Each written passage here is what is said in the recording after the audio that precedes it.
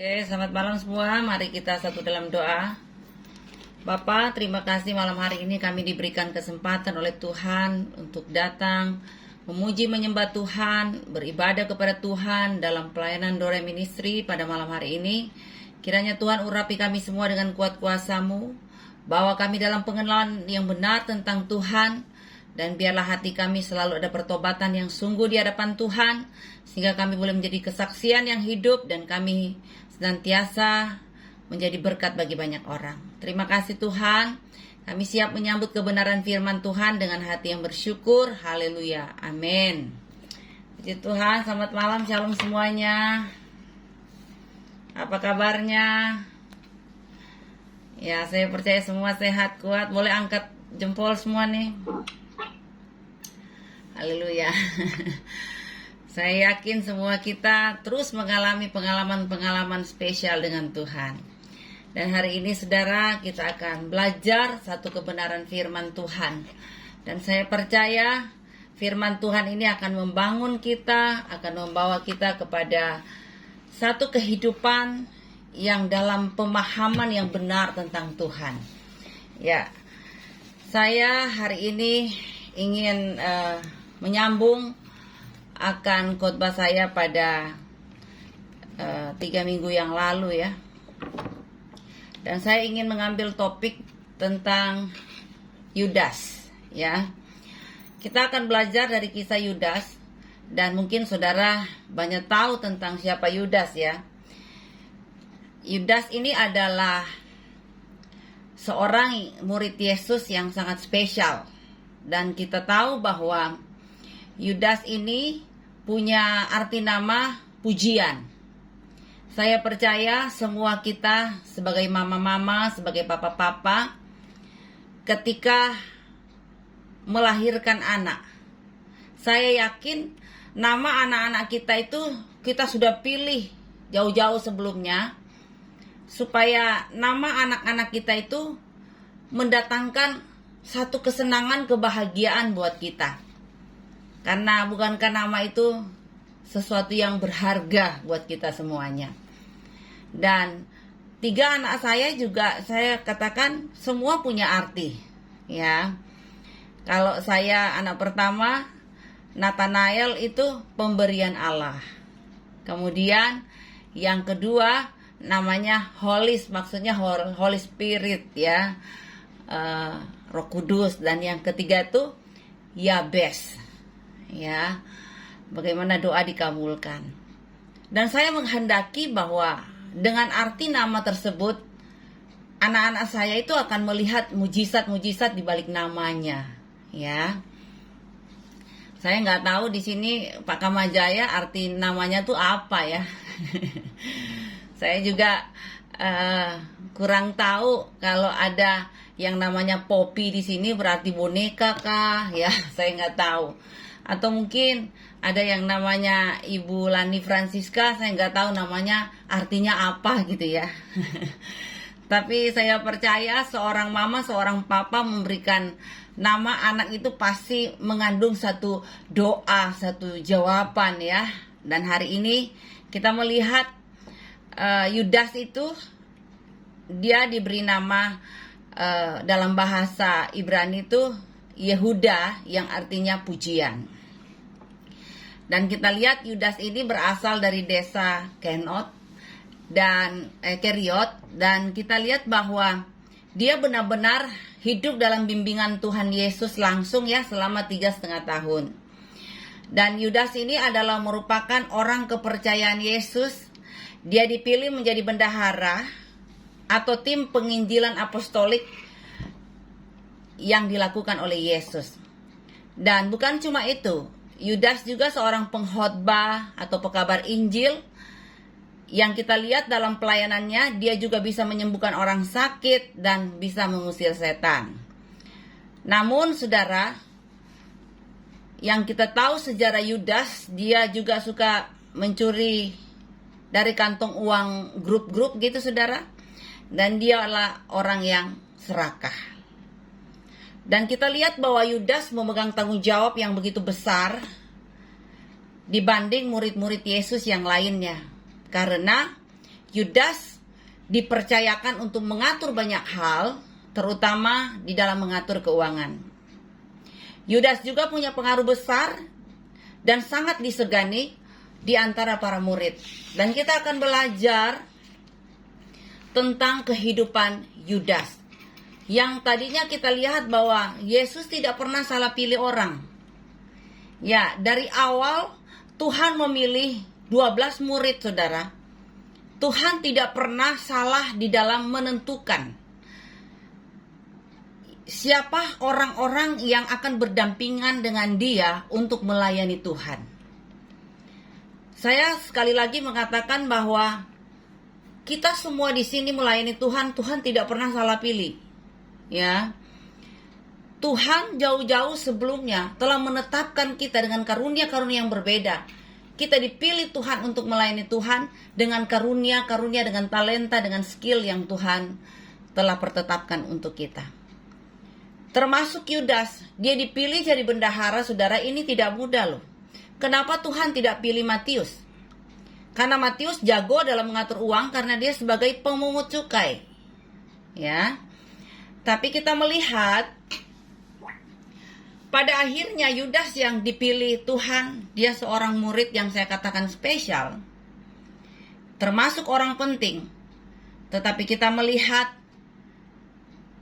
pada saat dia mengikuti Yesus, setiap saat melayani bersama dengan Yesus, tapi ternyata pun seorang yang dekat dengan Yesus juga bisa jatuh. Ya, apa penyebab sehingga Yudas bisa jatuh? Kita akan belajar. Ya, di dalam Yohanes, saya minta sekali lagi Ibu Moren bantu saya ya. Di dalam Yohanes 6.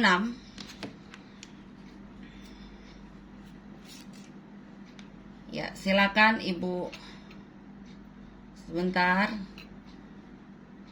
Ya. Aduh ini. Yohanes 6 ayat yang ke sebentar ini 64 coba. Wah, error nih. Sebentar. Silakan Ibu Moren. Saya punya HP error. Sebentar. Ya, oke. Ya, silakan Ibu Moren, Yohanes pasal 6 ayat yang ke-64.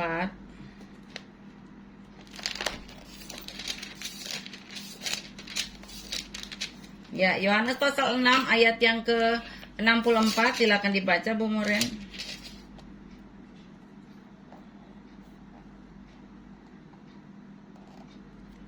Suaranya belum ada Bu Moren.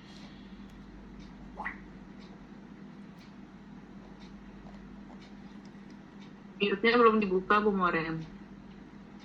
Oh, belum dibuka. Oke. Saya baca dulu ya. Saya baca Bu.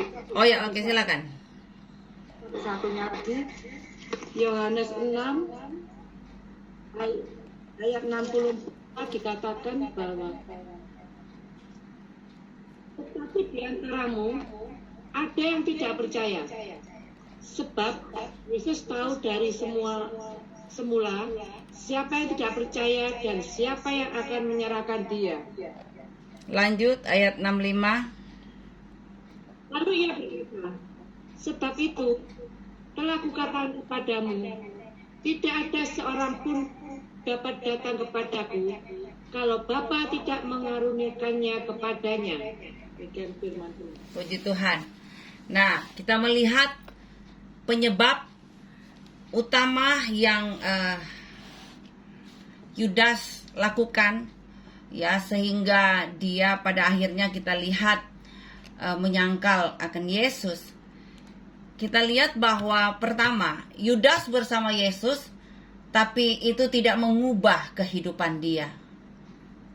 Dari awal kita lihat sudah kelihatan bahwa benar-benar mengikut Yesus dengan berjalannya waktu 3,5 tahun ternyata tidak menjamin seseorang jadi bagus. Ya, poinnya adalah kita lihat di sini bahwa Yudas memilih untuk tidak berubah. Dia rajin untuk melakukan hal-hal yang menyangkut kerohanian. dia rajin untuk mengusir setan. Bahkan ya mungkin kalau saya aplikasikan dalam kehidupan kita sehari-hari, nggak jamin orang selalu setia kepada Tuhan dengan menginjakkan kaki ke gereja. Nggak jamin Anda ikut Zoom dari pagi sampai malam. 1 minggu mungkin bisa 14 kali karena pagi sore. Ya. Ternyata itu semua tidak membawa saudara pada karakter yang benar kalau saudara tidak punya kesukaan merenungkan firman Tuhan dan tidak kepo dengan Tuhan. Ya. Saya ingin sampaikan kepada saudara bahwa mari kita kepo, bukan kepo dengan orang lain, tapi kepo dengan Tuhan. Kalau Tuhan berkata bagi Tuhan tidak ada yang mustahil, saudara penasaran dong bahwa apa sih yang Tuhan akan lakukan dalam hidup saya. Kata Tuhan bagi Tuhan tidak ada yang mustahil. Saya mau kepo dengan Tuhan, saya mau penasaran dengan Tuhan bahwa saya yakin bahwa Tuhan akan melakukan mujizat-mujizat yang tak terduga dalam hidup saya. Saudara yang terkasih, bahwa perlu sekali yang saya ingatkan kepada kita bahwa mari izinkan Tuhan itu mengubah karakter kita. Karena kalau kita tidak meresponi apa maunya Tuhan, kita tidak masuk pada proses pembentukan karakter yang benar, saudara, akibatnya fatal loh saudara. Karena sekali lagi saya katakan bahwa kita kadang diberikan kesempatan melayani, tapi bukan otomatis saudara akan menjadi rohani. Kita diberikan kesempatan dalam banyak hal, dipercaya Tuhan dalam banyak hal, tapi itu tidak menjamin kita untuk mengenal Tuhan secara pribadi. Saya pernah saksi bahwa saya berpikir dengan saya khotbah dari pagi sampai malam, konseling dari pagi sampai pagi kalau perlu. Betapa malunya saya ketika bulan Desember itu saudara. Saya ditegur Tuhan luar biasa, ya. Wow, kalau mau lihat jadwal khotbah saya, 1 hari bisa 5 kali saudara. Bisa dikali kalau dikali 30 hari saudara. Wah, benar-benar saya bilang itu membuat saya merasa saya berprestasi dengan Tuhan. Apalagi dulu gereja 1 jam saja, sekali khotbah 10 kali, karena 10 jam. Ya. Dan saya berpikir dengan saya khotbah padat, dengan saya dipanggil sana sini wanita panggilan, dipanggil sana dipanggil sini, waduh ajaib. Ya. Ya. Saya pikir Tuhan akan berkata, "You are is the best." Ya. Saya pikir Tuhan akan terpesona dengan kegiatan rohani saya. Tapi waktu masuk bulan Desember itu, Tuhan benar-benar menegur saya secara pribadi. Dan Tuhan mengatakan, aku tidak pernah tertarik dengan kegiatan rohanimu yang begitu padat. Aku tidak pernah tertarik dengan jadwal khotbahmu yang begitu penuh dari pagi sampai pagi. Terus saya bilang, apa dong Tuhan? Tuhan berkata, aku lebih tertarik dengan hatimu yang datang dengan kesungguhan dan dengan keintiman dengan Tuhan. Itu yang paling penting. Karena sibuknya pelayananmu tidak akan pernah membuat hati Tuhan terpesona. Apalagi kalau saya sudah tidak ada keintiman dengan Tuhan. Wow, saya malu sekali, tertegur sekali dengan pernyataan Tuhan seperti itu. Dan pada akhirnya saya kembali mengatur jadwal khotbah saya, ya. Wow, saya benar-benar sadar bahwa memang saya kehilangan keintiman dengan Tuhan. Jadi bukan saudara pagi sampai pagi saudara menyembah Tuhan, sepertinya kita berkata Tuhan, Tuhan, Tuhan, tetapi ternyata kita tertolak oleh karena apa? Cuma mulut kita kelihatan memuji Tuhan, tapi hati kita tidak ada perubahan. Makanya hari ini jangan seperti Yudas yang kita lihat selalu bersama dengan Yesus loh. Tetapi itu tidak mengubah pribadinya, tidak mengubah akan karakternya. Sangat disayangkan ya. Akhirnya kita melihat kehidupan yang fatal dia alami karena tidak ada perubahan secara pribadi. Yang kedua, saya melihat kita belajar bersama tentang Yudas. Yudas itu memiliki jabatan loh. Dia begitu luar biasa Karena coba perhatikan dalam Matius pasal 10 ayat yang pertama. Silakan Matius pasal 10 ayat yang pertama. Coba. Yesus memanggil ke-12 muridnya dan memberi kuasa kepada mereka untuk mengusir roh-roh jahat dan untuk melenyapkan segala penyakit dan segala kelemahan. Ya. Coba perhatikan bahwa ternyata Yudas juga diberikan jabatan oleh Yesus. Ada tugas yang luar biasa, di mana Tuhan memberikan kuasa loh untuk mengusir roh-roh jahat, melenyapkan segala penyakit dan segala kelemahan. Bahkan kita lihat di dalam Markus 6 ayat 7. Bagaimana ya, Markus, coba sekali baca ya, baca ya supaya kita kenal ya. Markus pasal 6 ayat yang ke-7, coba dilihat. Markus 6 ayat yang ke-7. Ia memanggil ke-12 murid itu dan mengutus mereka berdua-dua. Ia memberi mereka kuasa atas roh-roh jahat. Jadi ternyata 12 murid ini dipenuhi dengan karunia-karunia pelayanan yang luar biasa. Bahkan Lukas 9 ayat 1 dikatakan mereka diberikan tenaga dan kuasa sehingga mereka dapat menguasai banyak hal. Bahkan kita lihat kepada mereka diberikan kuasa untuk menguasai setan-setan dan untuk menyembuhkan segala penyakit. Nah, kita lihat bahwa walaupun kita ini ada jabatan di gereja nih ya, mungkin kita sebagai penatua, sebagai syamas, bahkan mungkin ketua penginjilan lah. Saya percaya itu jabatan yang Tuhan berikan, tetapi jabatanmu tidak bisa membuat kita bisa melihat sesuatu yang lebih luar biasa kalau kita ini tidak melakukan apa yang Tuhan perintahkan dengan segenap hati.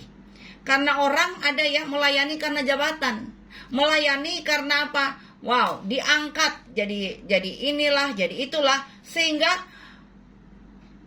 tidak mengalami yang namanya pemahaman begini. Saya melayani karena saya benar-benar cinta akan Tuhan. Saudara dipilih melayani, dipilih untuk sebuah jabatan. Tapi ingat, Anda pun harus menggunakan kesempatan itu untuk bertumbuh dalam karakter seperti Yesus. Kalau Anda dipercayakan melayani Tuhan, maka barengi kehidupanmu dengan karakter yang benar. Barengi kehidupanmu dengan apa? Pemahaman firman Tuhan yang benar, supaya engkau tidak gagal seperti Yudas. Karena kita lihat, penyebab kegagalan Yudas yang berikutnya adalah Kisah Rasul pasal 1 ayat 17 sampai 20. Sekalipun Yudas memiliki jabatan, tapi kalau dia tidak membiarkan Roh Kudus itu mengubah kehidupannya, maka sia-sialah pelayanannya. Pada akhirnya bisa jatuh, saudara. Jangan bangga Anda sebagai pendeta yang diurapi. Jangan bangga Anda sebagai ketua jemaat. Jangan bangga Anda bisa melakukan mujizat di tengah pelayananmu. Hati-hati, saudara.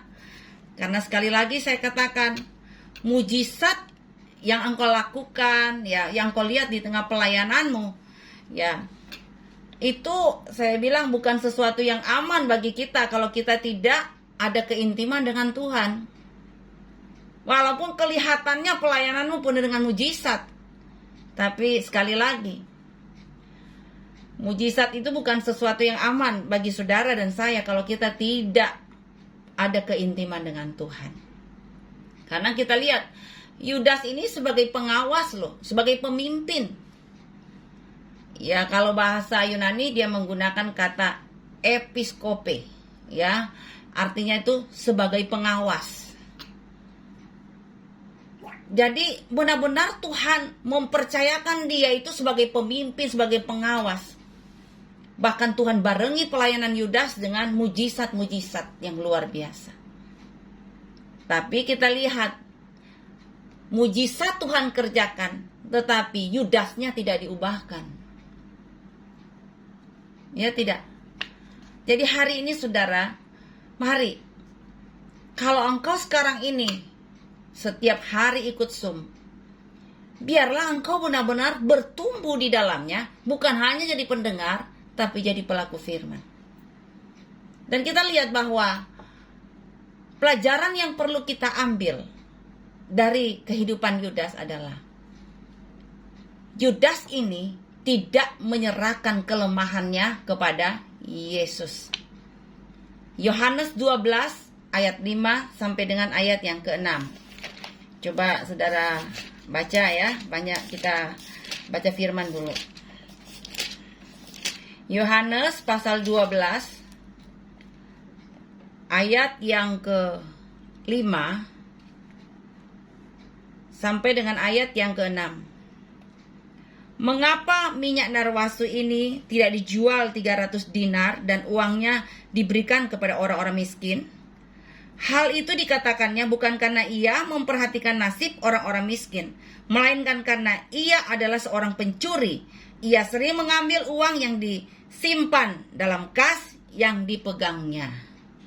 Saudara, Yudas sering mengambil uang yang disimpan dalam kas yang dipegangnya. Dikatakan sering, ya, bukan 1-2 kali, tetapi berulang kali. Saudara, saya percaya semua kita punya kelemahan. Dan saya yakin bahwa kalau kita kadangkala kalau sudah lihat uang bisa mata tinggi ya. Bisa mata putih ya, mata ke atas. Dan sadar saudara kalau sampai pada akhirnya Anda punya kelemahan di dalam pelayanan, saya bilang itu wajar. Tetapi kelemahan itu harus cepat-cepat kita sadari dan kita ubah, berusaha untuk ubah, dan kita minta kekuatan untuk hidup kudus, dan kita berusaha untuk menyalibkan daging. Amin. Jadi saudara, kalau engkau punya latar belakang yang mungkin loh ya, misalnya, ini contoh, Anda suka nonton pornografi, ya, tiba-tiba Anda berpikir bahwa, oh, aku kan dekat sama Yesus, apalagi Zoom dari pagi sampai malam aku ikut, gak apa-apalah nonton pornografi sambil aku tengking-tengking bahasa roh gitu loh, sambil nonton bahasa-bahasa roh gitu. Saudara, saya percaya bahwa itu tidak akan membuat saudara tetap kudus, tapi engkau akan kudis, saudara ya. Karena apa? Ya, membuka celah kepada dosa. Ya, akhirnya apa? Hidup kita dikuasai oleh dosa. Dan pada akhirnya pun kita mengalami kejatuhan. Nah, sebenarnya kita melihat bahwa Yesus itu berharap loh, dengan kebersamaannya dengan Yesus, Yudas akan berubah. Tapi yang kita lihat lewat firman Tuhan tadi, bahwa Yudas waktu itu dia protes kan ya. Tetapi ya dia protes tadi apa tuh? Mengapa minyak narwastu itu tidak dijual 300 dinar dan uangnya diberikan kepada orang-orang miskin? Sebenarnya saudara, kita lihat bukan dia protes bahwa oh kasih ke orang miskin ya itu minyak narwastu. Sebenarnya kita melihat ada sesuatu di balik semuanya itu, yang pada kenyataannya dia itu sebenarnya mementingkan diri sendiri dan dia memanjakan dosa. Kalau saudara punya kelemahan, mari saudara minta kekuatan. Hari ini kalau engkau mungkin lemahnya di mana gitu saudara, bertobat, keburu Tuhan datang. Minta kepada Tuhan, Tuhan ampuni saya. Bawa saya untuk mengenal Tuhan secara pribadi, supaya saya tidak jatuh dalam kelemahan saya. Ya. Berikutnya yang kita pelajari lewat Yudas. Waktu dia menyerahkan Yesus ya ke para imam-imam besar. Matius 27 ayat 3. Kita lihat bahwa dia sebenarnya menyesal dan menangis, bukan? Coba Ibu Moren baca Matius 27 ayat 3. Matius 27 ayat 3. Matius 27 ayat 3 dikatakan,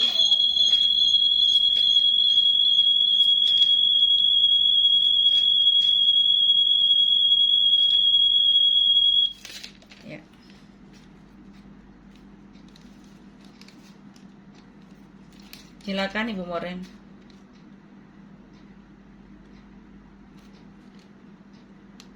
Matius 27 Kenapa suaranya resonansi ya? Matius 27 ayat 3 dikatakan di sini,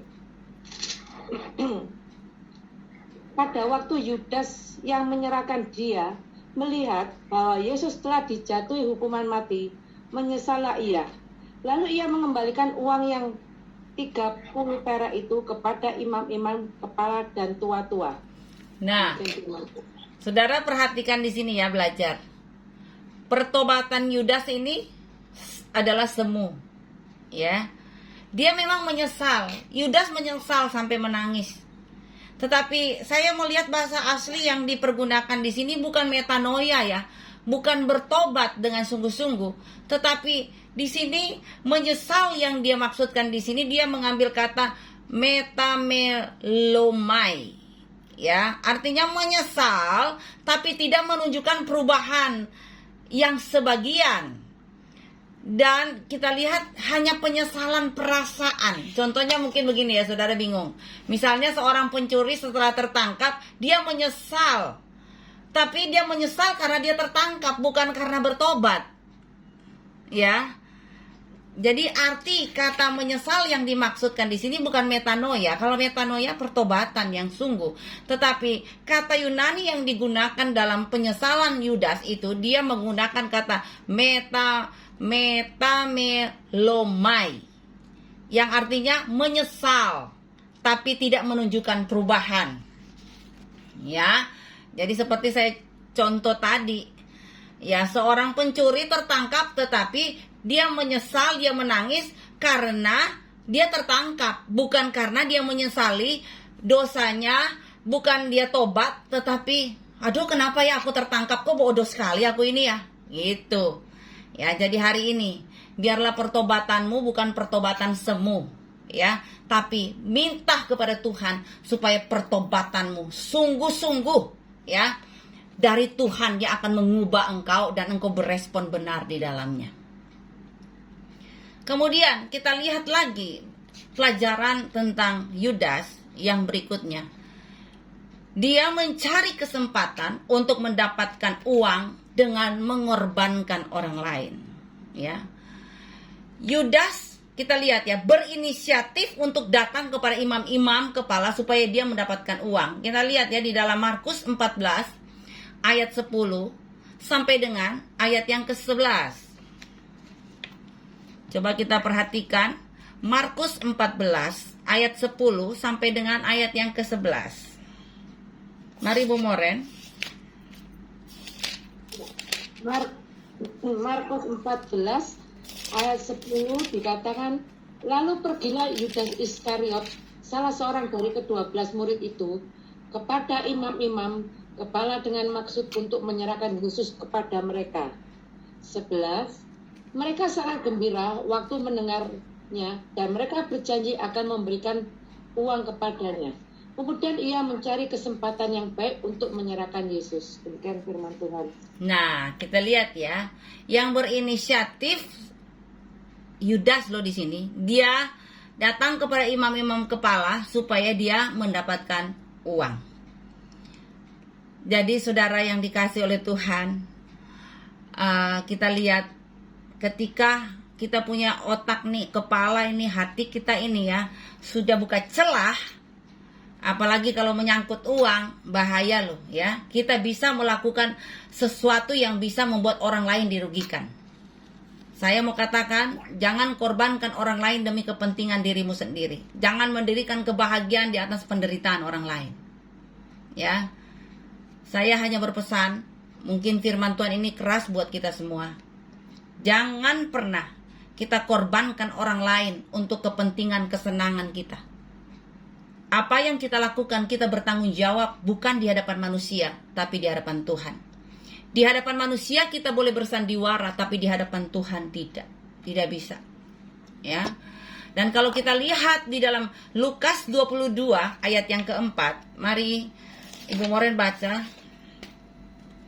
Lukas 22 ayat 4. ayat 4 dikatakan bahwa dikatakan, lalu pergilah Yudas kepada imam-imam kepala dan kepala-kepala pengawal bait Allah dan berunding dengan mereka bagaimana ia dapat menyerahkan Yesus kepada mereka. Nah, kalau pikiran kita ini sudah ya dikuasai iblis, ya coba lihat, Yudas itu berunding dengan imam-imam kepala. Dia berunding dengan siapa? Bukan orang yang tepat. Dia berunding dengan pembenci-pembenci Yesus, ya. Dan pada akhirnya coba kita lihat, hanya karena uang 30 keping perak, harga seorang budak saja, Yudas gelap mata, ya. Dan pada akhirnya mereka cari cara bersama-sama loh ya untuk menjatuhkan Yesus. Kita melihat bagaimana hanya sekejap ya persahabatan Yudas dengan Yesus hilang seketika. Yudas kita lihat bagaimana memberikan ya kesempatan ya untuk benar-benar hatinya itu dipikat oleh uang. Padahal cuma berapa saudara? 30 keping perak. Tetapi saya lihat persahabatan dia dengan Yesus dilupakan. Bahkan saya lihat bahwa Yudas tidak menghargai apa yang Tuhan telah berikan dalam hidupnya. Yudas tidak melihat bagaimana betapa indahnya hidup bersama Tuhan dalam 3,5 tahun melayani bersama-sama, mengusir setan, menyembuhkan orang. Tapi hanya dengan 30 keping perak dia merusak segala-galanya.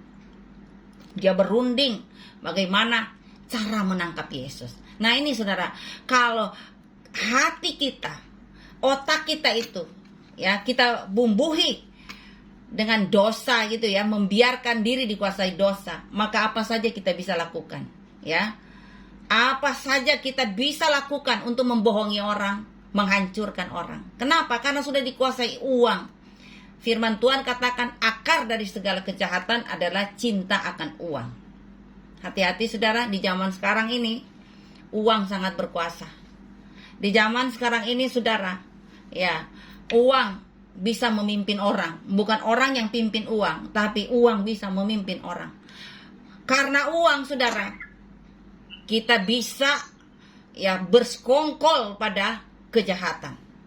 Tapi saya mau katakan, Tuhan punya mata, Tuhan punya telinga yang selalu melihat dan mendengar.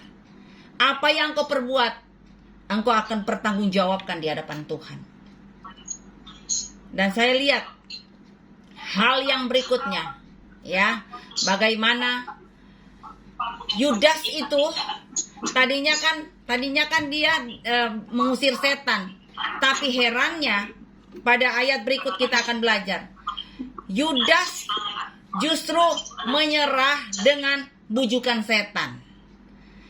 Coba saudara perhatikan Lukas 22 ayat 3. Lukas 22 ayat yang ketiga. Maka masuklah iblis ke dalam Yudas yang bernama Iskariot, seorang dari ke-12 murid itu. Bayangin loh saudara, dia tadinya dipercayakan Tuhan bisa mengusir setan. Tapi adakah kita lihat orang yang mengusir setan ternyata bisa kerasukan setan?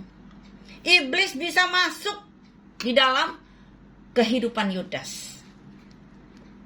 Jadi saudara, jangan pernah saudara berpikir aku anak Tuhan, gak mungkin kena iblis. Saudara, kalau engkau hidup kudus, iblis takut mendekat. Tapi kalau engkau membuka diri kepada dosa, maka iblis bisa masuk dalam kehidupanmu dan merusak pikiranmu, merusak kehidupanmu, merusak masa depanmu. Jadi hati-hati.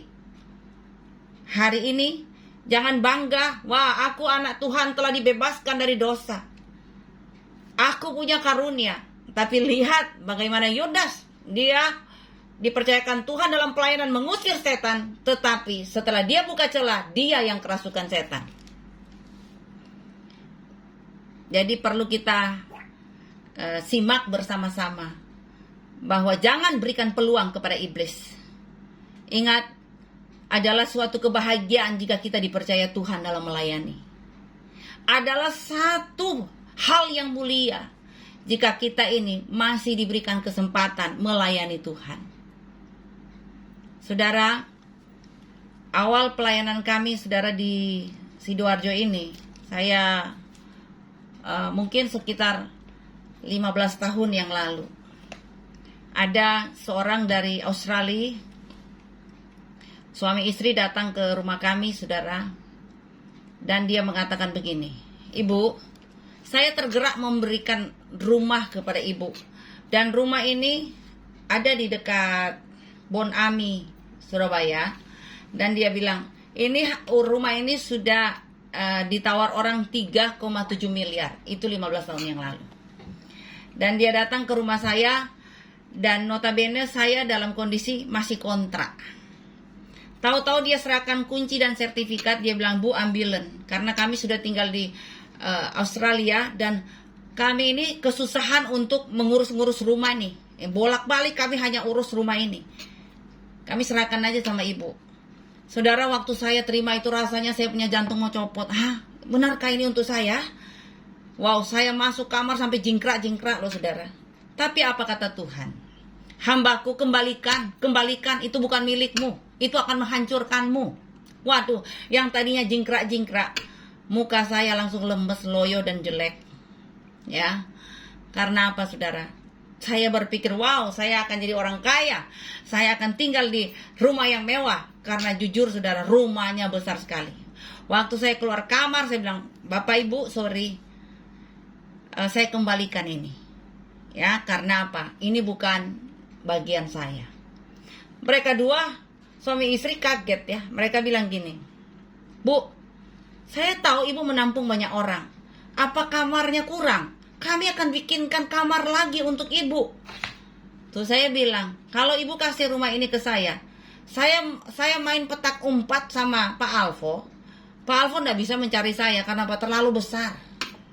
Ya, tapi saya bilang, kasih aja sama gereja, kasih saja sama orang lain, karena memang Tuhan tidak mengizinkan kami untuk memiliki tempat ini. Saudara, bisa-bisa kalau saya ambil, wah, bahaya buat saya. Mungkin saya bisa nikmati sesaat, tetapi umur saya diperpendek, cepat ina ilahi wa ina ilahi. Wah, saya nggak ketemu Pak Kamajaya hari ini kalau gitu. Ya, saya tidak ketemu Pak Jimmy dan Ibu Nini kalau sampai mungkin 15 tahun yang lalu saya ambil tawaran itu. Karena apa? Tuhan tidak berkenan. Ya, jadi hari ini saudara jangan terkecoh dengan harta, jangan terkecoh dengan uang. Karena itu bisa mematikan saudara, itu bisa menghancurkan saudara. Yang pada akhirnya karena uang, coba lihat, Yudas mati bunuh diri dengan perut terburai. Ya, ini akibat saudara. Menyesal tapi sudah terlambat. Menyesal tapi saudara tidak ada pertobatan yang sungguh dengan Tuhan. Dan saya melihat juga tentang Yudas, saya pelajari saudara, karena kita sudah belajar waktu sebulan lalu ya, berturut-turut saya khotbah tentang Yudas.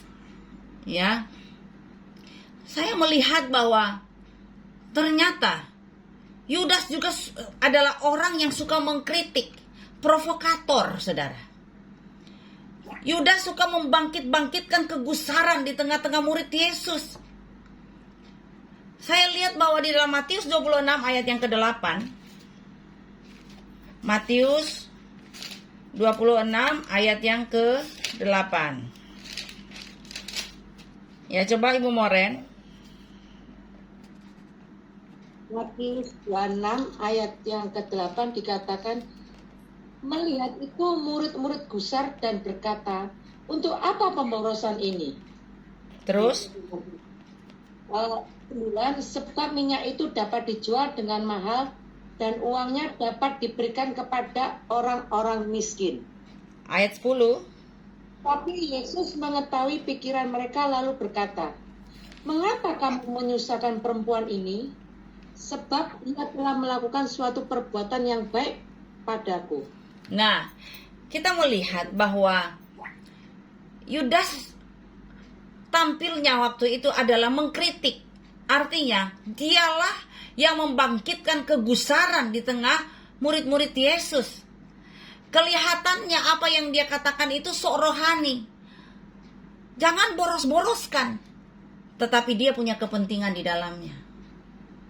Saudara, di kehidupan ini, hendaklah engkau jadi penenang, jadi pemberi jalan keluar, jangan jadi provokator. Apalagi kalau sudah salah, terus Anda jadi provokator, penghasut, wah itu lebih berbahaya lagi. Hari ini saudara, mungkin engkau melihat banyak kesalahan di pihak A, B, C. Jangan suka kritik, jangan suka provokator orang. Yang saya bisa katakan, jangan duduk dalam kumpulan pencemooh. Jangan pernah mempengaruhi orang hanya karena Anda bersembunyi di balik kesalahanmu. Biarlah kita minta kekuatan dari Tuhan supaya Tuhan, jangan sampai kehadiranku membuat orang gusar. Kehadiranku menjadi provokator bagi sebuah komunitas. Hari ini saya bicara tegas buat saudara. Jaga mulut, jaga hati. Jangan jadi provokator, tetapi Anda harus jadi motivator. Amin. Boleh? Jangan jadi provokator, tapi jadi motivator yang benar di hadapan Tuhan. Nah, saya lihat juga berikutnya yang kita harus pelajari dari kehidupan Yudas, yaitu Yudas itu suka bertopeng. Jangan jadi orang Kristen yang suka bertopeng, saudara. Ya, Matius 26 ayat yang ke-25. Coba Ibu Moren baca. Ya, Matius 26 ayat 25 dikatakan, Yudas yang hendak menyerahkan dia itu menjawab katanya, "Bukan aku ya Rabi." Kata Yesus kepadanya, "Engkau telah mengatakannya." Nah, saudara, sebenarnya kita lihat ini Yesus waktu makan Paskah dengan murid-muridnya ya. Kemudian ayat yang sebelumnya, anak manusia memang akan pergi sesuai dengan yang ada tertulis tentang dia. Akan tetapi celakalah orang yang olehnya anak manusia itu diserahkan. Adalah lebih baik bagi orang itu sekiranya ia tidak dilahirkan.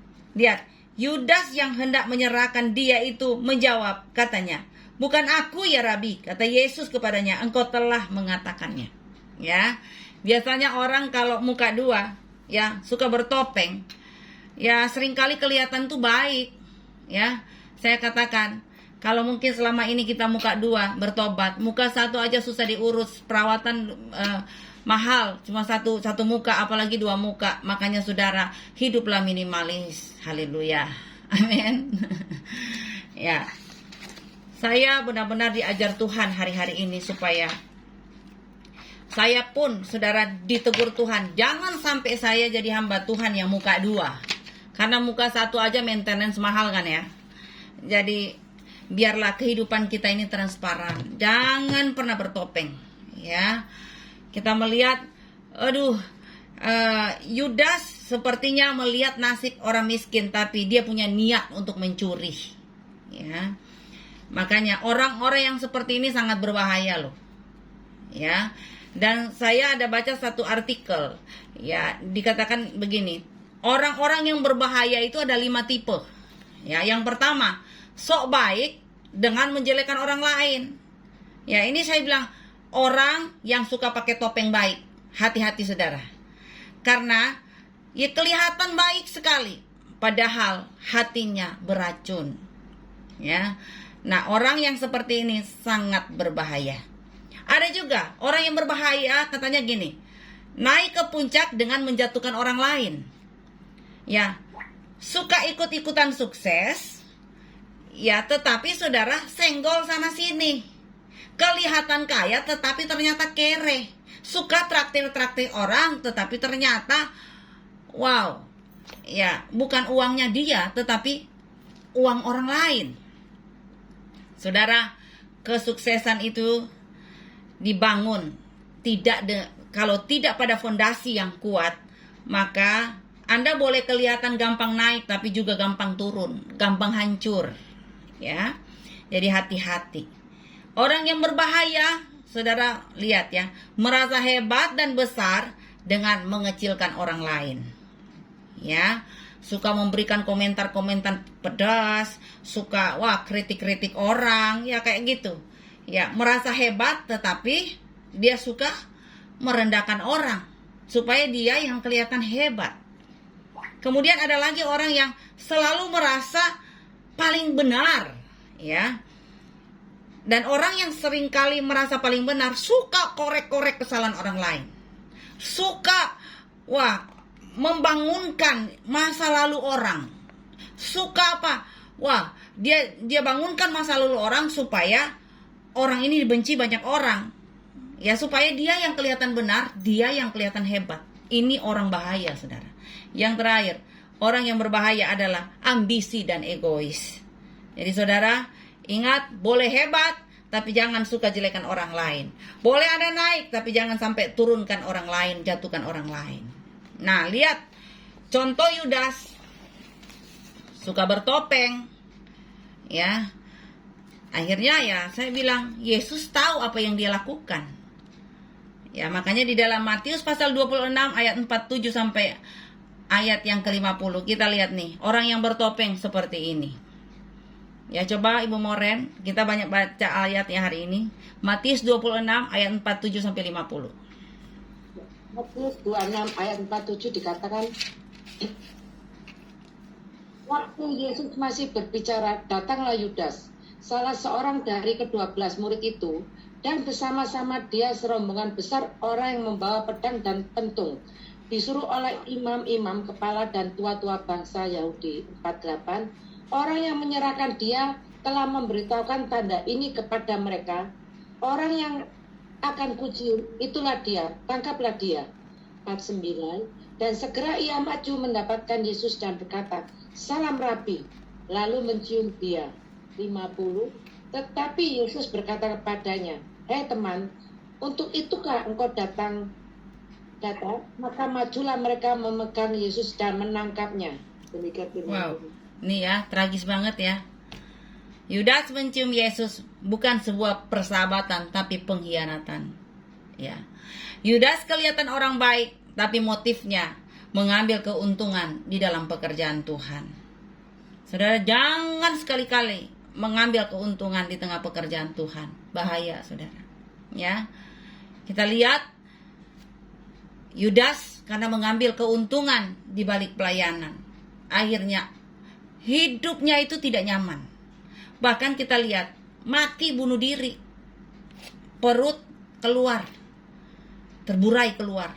Nah, inilah salah satu contoh bahwa jangan sekali-kali kita membuka celah kepada iblis. Kita harus belajar dari, ada lagi satu ya di dalam Alkitab yang namanya Sakeus. Bagaimana dia juga seorang yang cinta akan uang. Sakeus paling dibenci. Dia suka memeras orang. Dia melakukan segala cara untuk mendapatkan uang. Tetapi kita lihat ya, waktu Yesus masuk di kota Yeriko. Wow, perhatian Yesus tertuju kepada Sakeus. Dan waktu masuk di Yeriko, Saudara, Yesus melihat Sakeus di mana? Di atas pohon, ya. Jadi yang ikut sekolah minggu paling tahu nih. Ya, ada salah satu guru sekolah minggu, dia ngajar salah. Dia bilang, adik-adik, waktu Yesus masuk di kota Yeriko, Yesus melihat Paulus di atas pohon. Lalu para anak sekolah minggu mengatakan gini, salah Bu Guru, ya. Yang naik di atas pohon bukan Paulus. Bu Guru karena sudah salah, dia bilang gini, Bu Guru belum selesai ngajar, ya. Waktu Yesus masuk di kota Yeriko, waktu Yesus lihat Paulus di atas pohon, Yesus ngomong, Paulus turun karena itu tempatnya Sakeus. Haleluya. Ya. Dan apa yang terjadi? Wow, perhatian Yesus tertuju kepada Sakeus, Saudara. Dan Yesus berkata begini, aku mau tinggal di rumahmu. Wow, Saudara yang dikasih oleh Tuhan, di kota Yeriko heboh karena apa? Seorang yang cinta uang, seorang yang mendirikan kebahagiaan di atas penderitaan orang lain, seorang pemungut cukai, wow, didatangi Yesus di rumahnya. Yesus mau tinggal, mau nginap di rumahnya. Ini sesuatu yang luar biasa. Bahkan Yesus memutuskan, wow, untuk ada di rumah orang yang cinta akan uang. Tapi saudara lihat, yang membedakan Yudas dan Sakius adalah begini. Mereka sama-sama cinta uang. Tetapi perbedaannya adalah Yudas yang selalu bersama-sama dengan Yesus, bahkan dia murid Yesus, sangat dikagumi orang. Tetapi ternyata itu gak jamin dia untuk bertobat sungguh di hadapan Tuhan. Justru Sakius, orang yang dikatakan pendosa, cinta uang, dijauhi orang, dibenci orang. Tapi loh saudara, kita melihat perjumpaan dengan Yesus membuat Sakius bertobat. Tapi ironisnya, seorang yang dekat dengan Yesus, tapi tidak ada pertobatan yang sungguh di hadapan Tuhan. Coba lihat, mereka punya ending yang berbeda kan? Sakius tadinya cinta uang, tapi dia bertobat sungguh di hadapan Tuhan.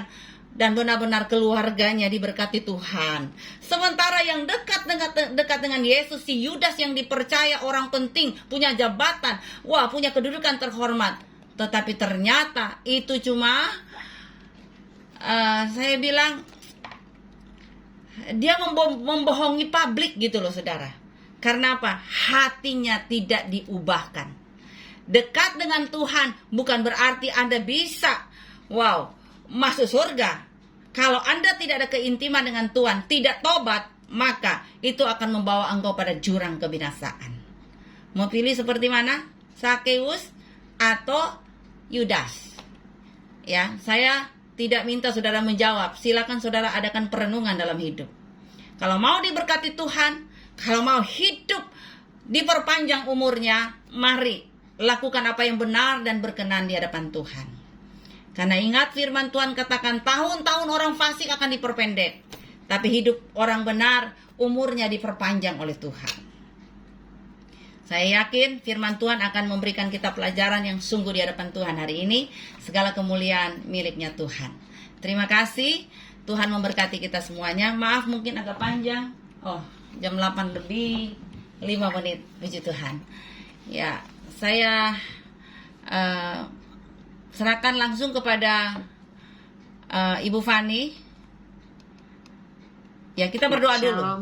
Kita berdoa dulu untuk firman Tuhan. Bapak, terima kasih untuk firman Tuhan yang sudah memberikan kekuatan, memberikan pelajaran bagi kami, supaya mulut dan hati kami, pikiran kami selalu tertuju kepada Tuhan.